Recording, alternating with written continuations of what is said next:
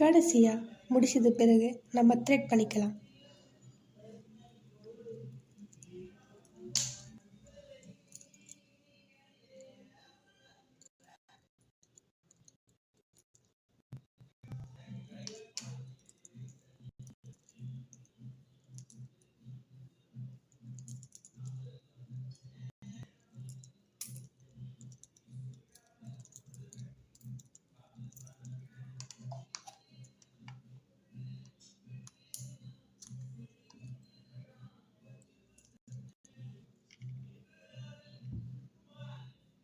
கடைசியாக நம்ம ப்ரேஸ்லெட் செஞ்சு முடிச்சதுக்கப்புறமா அந்த அவுட்புட் இப்படி தான் இருக்கும்.